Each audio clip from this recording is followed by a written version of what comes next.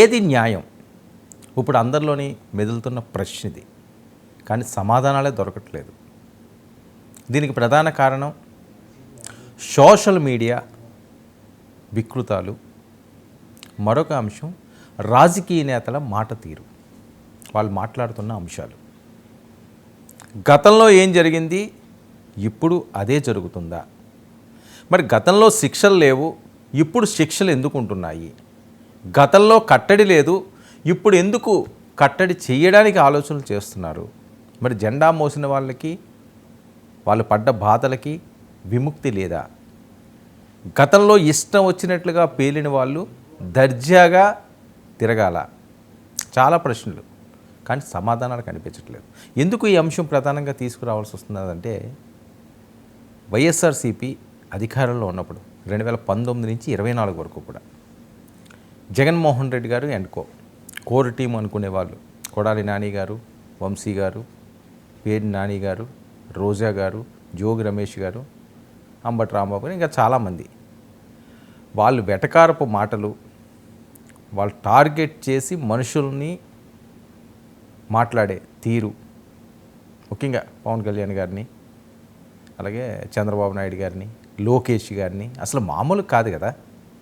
ఇష్టం వచ్చినట్లుగా మాట్లాడేవాడు. ఇంకా పోస్టులు అయితే ఇంక చెప్పనవసరం లేదు.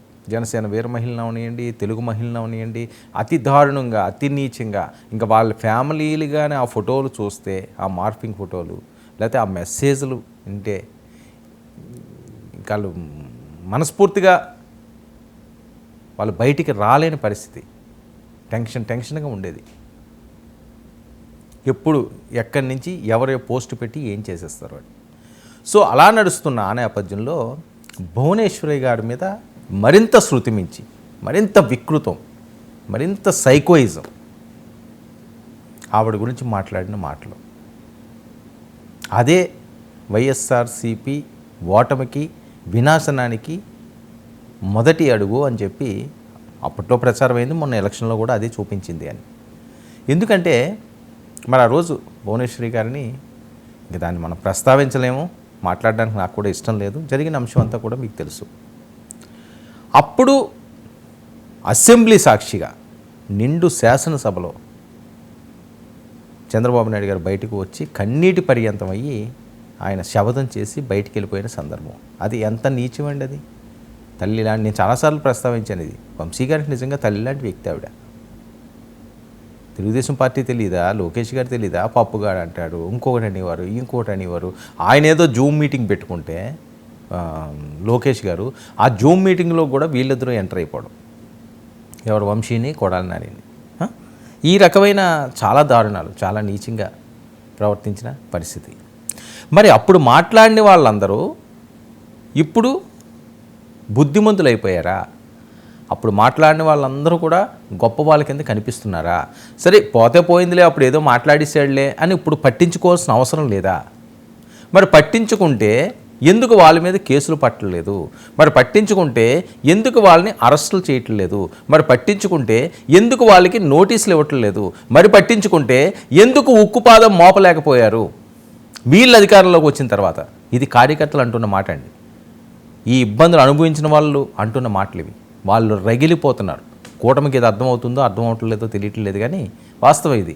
వాళ్ళకి కూడా తెలిసే ఉంటుంది, ఇంటెలిజెన్స్ రిపోర్ట్స్ ఉంటాయి, తెలియకపోవడం ఏం కాదు. మరి ఎక్కడో ఏదో జరుగుతుంది. అది ఏంటి అన్నది పవన్ కళ్యాణ్ గారన్నా చెప్పాలి, చంద్రబాబు నాయుడు గారన్నా చెప్పాలి, లేదా లోకేష్ గారన్నా చెప్పాలి. ఇప్పుడు ఎవరైనా మన మీద అటాక్కి దిగారు, సరే వీళ్ళు మీద ఉన్నది కదా, వీళ్ళకి అవకాశం వచ్చింది కదా, మళ్ళీ అటాక్ దిగిపోవడం కాదు. వాడు తప్పు చేసాడు కదా, తప్పుకు శిక్ష పడాలా? అవసరం లేదా? ఏం అవసరం లేదా? దెబ్బలు తిన్నవాడు జీవితాంతం అలా తింటానే ఉండాలా? పొగరు చూపించినోడు ఇంకా అలా కాళ్ళు ఎగరేసుకుని తిరుగుతూనే ఉంటాడా? దాన్ని ఎవడో ఆపలేరా? కేసులు ఉండవా? ఎందుకు లేవు? ఇప్పుడు ఈ ప్రస్తావన ఎందుకు వస్తున్నదంటే, భువనేశ్వరి గారు, భారతి గారు, ఈ కంపారిజన్ ఇక్కడ కనిపిస్తున్నదండి. ఓ పక్క భువనేశ్వరి గారు, మరో పక్క భారతి గారు. ఎందుకంటే ఆ రోజు భువనేశ్వరి గారి మీద మాట్లాడినప్పుడు కానీ, జగన్మోహన్ రెడ్డి గారి మీద అప్పుడు టీడీపీ జాతీయ అధికార ప్రతినిధి మాట్లాడిన మాటలకు కానీ వాళ్ళ అభిమానులకి వాళ్ళ ఫ్యాన్స్కి అందరికీ కూడా నశాలానికి ఎక్కేసింది. వాళ్ళ మనోభావాలు దెబ్బతిన్నాయి, అటాకులకి దిగారు, పార్టీ ఆఫీసులే ధ్వంసం చేశారు. అలాగే చంద్రబాబు నాయుడు గారిని ఎక్కి ఏడ్చేలా చేశారు, వికటాటహాసాలు చేశారు. మరి అవన్నీ తప్పులు కాదా? వాటికి ఏమి సెక్షన్ లేవా? ఈ రకంగా మాట్లాడిన వాళ్ళకి, ఈ రకంగా ట్రోల్స్ చేసిన వారికి, ఈ రకంగా పోస్టులు పెట్టిన వాళ్ళకి ఏదో తూతూ మంత్రంగా ఏదో ఒక లెటర్ ఇచ్చినట్టుగా ఇచ్చేసి వదిలేస్తారా?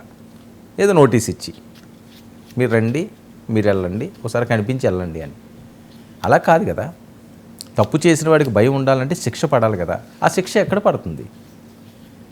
సరే, పడటం లేదా, ఇలాగే ఉంటుందా, అప్పుడు అలాగే ఉన్నది ఇప్పుడు అలాగే ఉన్నదా అనే పరిస్థితి లేదు ఈరోజు. ఒక ఎమ్మెల్యే తప్పు చేస్తే అతనికి నోటీస్ పంపిస్తున్నారు. ఒక ఎమ్మెల్యేతో ఏదైనా పొరపాటు మాట్లాడితే అతనికి క్షమాపణ చెప్పమంటున్నారు. తెలుగుదేశం పార్టీకి అనుకూలంగా ఉన్న వాళ్ళు ఎవరు తప్పు చేసినా తీసుకెళ్లి జైల్లో పెడుతున్నారు. సింపుల్గా చేబ్రోలు కిరణ్ అండి. చేబ్రోలు కిరణ్ మాట్లాడింది భారతీ గారి గురించి మాట్లాడకుండా మాట్లాడాడు. పెద్దలకు క్షమించిన అవసరం లేదు. కానీ ఇలాంటివి గతంలో కూడా పడ్డారు. గతంలో చాలామంది మహిళలు పడ్డారు. భువనేశ్వరి గారే పడ్డారు కదా. ఇంక మళ్ళీ వేరే వాళ్ళ దాకా ఎందుకు? సాక్షాత్తు మాజీ ముఖ్యమంత్రి కుమార్తె, ప్రస్తుత ముఖ్యమంత్రి భార్య, మంత్రి తల్లి, ఇన్ని ఉన్నాయి. ఒకటా రెండా? మరి ఎందుకు ఉపేక్షిస్తున్నారు అప్పుడున్న టీం అంతని? మరి ఇది కోపం రాదా? కూటమిలోని ఆవేశం రాదా? ఆగ్రహం రాదా? భారతీ గారిని ఈరోజు అంటే చేబ్రోలు కిరణ్కి ట్రీట్మెంట్ ఇచ్చేశారు. మామూలు ట్రీట్మెంట్ కాదు, సీరియస్గా. ఇవి బ్లాక్ మాస్క్ కప్పారు, క్లాత్ కప్పారు, తీసుకెళ్ళారు,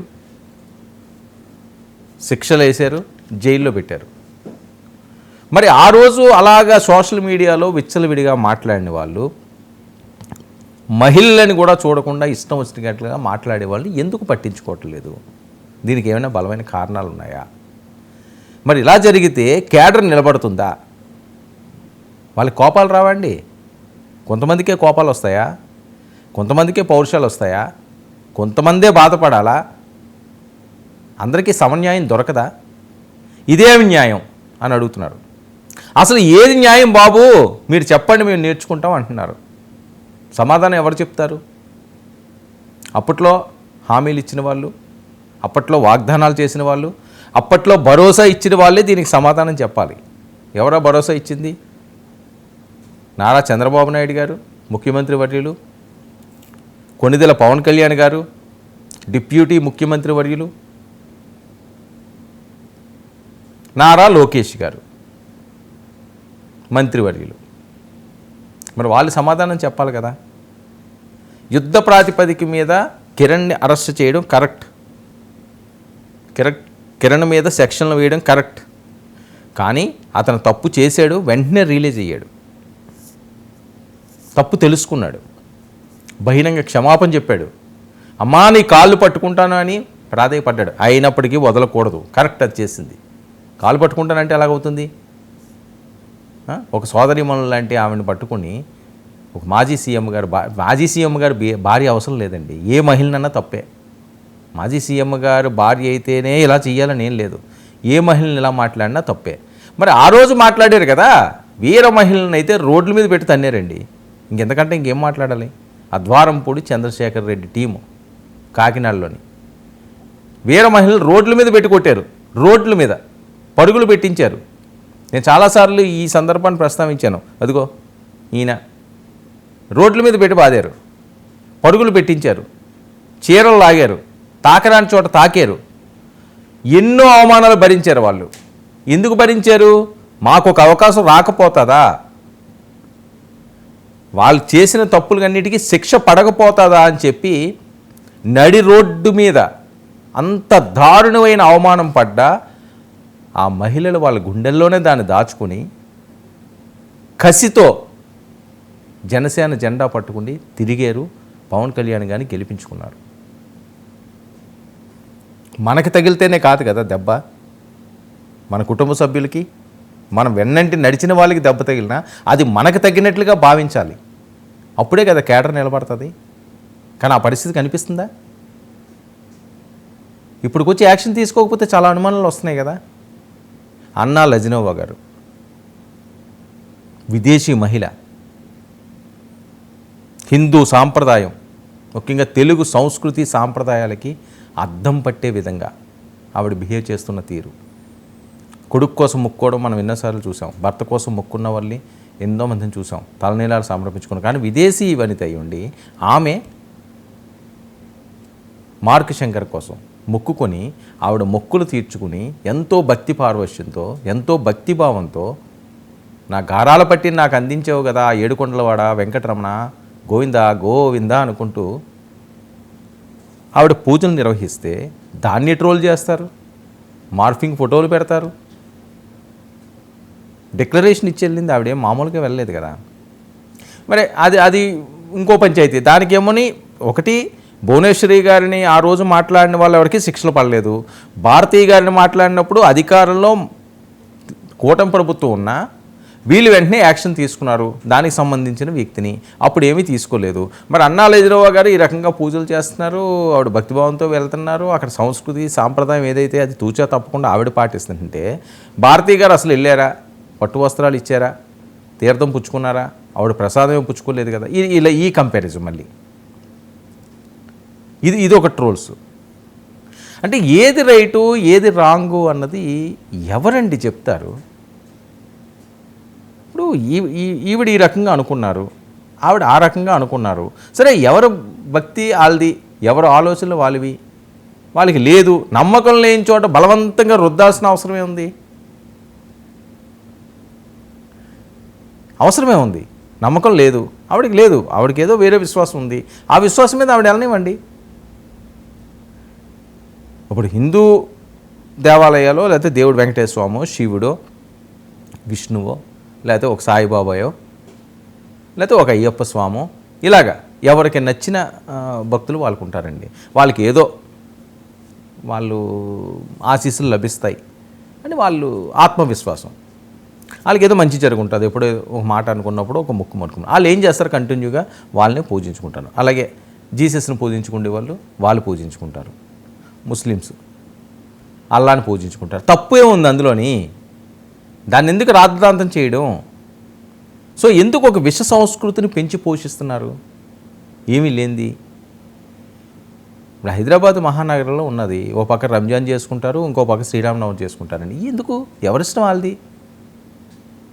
అక్కడ పానకాలు ఇచ్చుకుంటారు శ్రీరాముని పట్టాభిషేకానికి, ఇక్కడ హలీంలు తింటారు. అయితే అందులో పోయేదే ఉంది. ఎవరి బతుకులు వాళ్ళు బతకాలి. ఒకరి మీద మాట్లాడే హక్కు ఎవరిచ్చారు? మాట్లాడవలసిన అవసరం ఏమొచ్చింది? ఇది ఓవరాల్గా మీకు సింపుల్గా కొన్ని పాయింట్స్, టాప్ పాయింట్స్ అన్నీ కూడా ఒకసారి వినిపించే ప్రయత్నం చేస్తాను. ముఖ్యంగా ఏపీలో దిగజారుతున్న పాలిటిక్స్, మహిళలే టార్గెట్గా కామెంట్స్, నీచ సంస్కృతికి తెరలేపుతున్న నేతలు. నీచ సంస్కృతికే నిజంగా తెరలేపుతున్నారు కొంతమంది నేతలండి. నేతలంటే అందరూ కాదు. ఇక రాజకీయాలంటే ఎంత దారుణంగా ఉంటాయి అనే విధంగా అందరూ చీ అంటున్నారు, చిరాకు పడుతున్నారు, చిచ్చి కొడుతున్నారు. సోషల్ మీడియాలో ట్రోల్స్ చేస్తూ పైశాచిక ఆనందం పొందుతున్నారా కొంతమంది? సైకోల ఆగడాలకు అడ్డుగట్ట వేసేది ఎవరు? అసలు వేసే పరిస్థితి ఉందా? మంచోళ్ళం మేమేమి చెయ్యం, మాకు రాష్ట్ర అభివృద్ధి ముఖ్యం, రాష్ట్ర పాలనే ముఖ్యం, దాని మీదే మేము ఫోకస్ పెడతాం, ఇది మాకు చిన్న విషయం అని చెప్పి మాట్లాడే వాళ్ళందరికీ కూడా కడుపు నిండినోడికి ప్రశాంతంగా ఉంటుంది. కడుపు కాలేవాడికే ఆ మంట తెలుస్తుంది. సేఫ్గా ఉన్నవాళ్ళు బాగానే ఉంటారు, గతాలు మర్చిపోయి ఉండొచ్చేమో. కానీ కింద ఎవడైతే కనీసం ఒక మొద్దు కూడా లోపలికి వెళ్ళకుండా 1-2 రోజులు అలమటించి ఉన్నాడు అనుకోండి, ఎటువంటి ఆహారం లేకుండా ఉన్నాడు అనుకోండి, ఆడికి ఎలా ఉంటుందండి? ఆడు అంటే రెచ్చగొడుతుంటే అలాంటి ఇబ్బంది, అలాంటి రాత్రులు ఎన్నో గడిపారు. వాళ్ళు ఆవేదన వ్యక్తం చేస్తున్నారు. ఇక స్వేచ్ఛ పేరుతో ఇష్టం వచ్చినట్లు కామెంట్ చేస్తే ఏం చేయాలి? ఏంటి స్వేచ్ఛ? ఏంటి స్వేచ్ఛ? ఎదటోడి భార్యని కానీ, ఎదటోడి తల్లిని కానీ, లేకపోతే ఎదటోడి అమ్మని కానీ ఎతటి వాళ్ళు సోదరీమణులు కానీ అంటే అది స్వేచ్ఛ. ఒక మహిళని నీచంగా మాట్లాడి కానీ ఒక మహిళని నీచమైన పోస్టులు పెట్టేవాళ్ళు కానీ అది ఏం మగతనం చెప్పండి? ఎవరికన్నా సరే నువ్వు తేల్చుకుంటే వేరే రకంగా తేల్చుకో, విధానపరంగా కొట్లాడు, జనాలు నీ వెనుకుంటారు. నేను అది చేయను, నేను ఇదే చేస్తాను, నన్ను ఎవడో ఏం పీకలేడు అనేస్తాను నేను, అంతే. ఎవరినైనా అనేస్తాను. పసిపిల్లల్నే అంటాం కదా, పసిపిల్లలనే ఇష్టం వచ్చినట్టుగా మాట్లాడారు ఆ ప్రబుద్ధులు. ఇప్పుడంటే లోపల ఉన్నారనుకోండి. ఇక ఇటీవల జగన్ భార్య భారత్పై అసభ్యకర వ్యాఖ్యలు చేసిన కిరణ్ కుమార్ను కటకటాలు వెనక్కి నెట్టిన కూటమి ప్రభుత్వం విత్-ఇన్ అవర్స్లో చేసింది. అది అలాగే చెయ్యాలి, అందరినీ చేయాలని, ఒక్కరినే చేయడం కాదు, అందరినీ చెయ్యాలి. ఇదేం లెక్క అని అడుగుతున్నారు వాళ్ళు. ఏది న్యాయమో మీరే చెప్పండి మహాప్రభు అంటున్నారు. ఇక పవన్ భార్య తిరుమలకు వెళ్తే సోషల్ మీడియాలో ట్రోల్స్. ఇదొక దుర్మార్గం, ఇదొక అన్యాయం, ఇదొక అరాచకం. ఇలాంటి వికృత్యాస్తులకు చెక్కు పెట్టలేరా? ఇక మహిళలపై విమర్శలు చేస్తే ఊరుకోమన్న చంద్రబాబు. అంతేకాకుండా వైసీపీ హయాంలో అసెంబ్లీ సాక్షిగా నారా భువనేశ్వర్పై అసభ్యకర వ్యాఖ్యలు. ఎంత నీచమైన వ్యాఖ్యలండి ఆవిడ వయసు ఏంటి, ఆవిడేంటి? స్వర్గీయ దేవుళ్ళ పూజించే నందమూరి తారక రామారావు గారి కుమార్తె.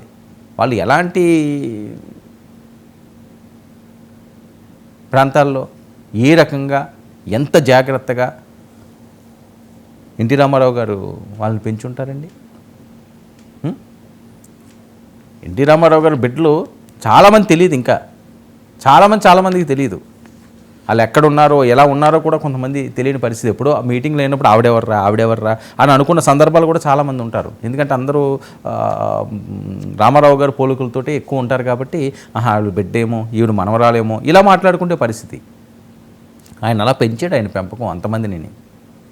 వాళ్ళేం పెద్దగా ఎప్పుడు కూడా క్రాస్ అయ్యి వెళ్ళే క్యారెక్టర్లు కాదవి. సో అలాంటి వాళ్ళని తీసుకొచ్చి, ఒక మాజీ సీఎం భార్యను తీసుకొచ్చి, అప్పుడు మాజీ సీఎం ఇప్పుడు ప్రస్తుత సీఎం గారి భార్యను తీసుకొచ్చి ఎంత దిగజారుడు మాటలు మాట్లాడాలో అంత దిగజారుడు మాటలు మాట్లాడారు.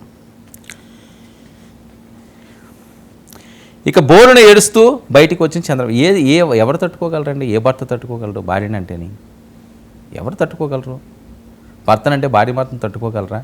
బిడ్డనంటే తల్లి తట్టుకోగలరా? తండ్రి అంటే కొడుకు తట్టుకోగలరా? ఇదంతా లింక్ కదా, బ్లడ్ రిలేషన్ అంటారు ఇవే కదా. ఎవరికెవరు తట్టుకోగలరు? అంత వయసున్నాయని ఏడ్చాడంటే ఇంకా అంతకు మించి ఇంకేముంటుంది? అప్పుడు జగన్ ఎలాంటి నిర్ణయం తీసుకోలేదు. జగన్మోహన్ రెడ్డి గారు అప్పుడు సీఎంగా ఉండే తప్పు, అలా మాట్లాడకండి, నా తల్లి వయసు ఉన్నది ఆవిడ, మీరు ఎలా మాట్లాడతారు? పిచ్చిగా ఉన్నదా ఒక్కొక్కరికి? పార్టీ నుంచి బయటికి గెంటేస్తానని ఒక్క మాట మాట్లాడినా, గంటకు పోయినా ఒక్క మాట మాట్లాడినా ఆయన ఎక్కడో ఉందుడు. కానీ ఏమీ లేదు.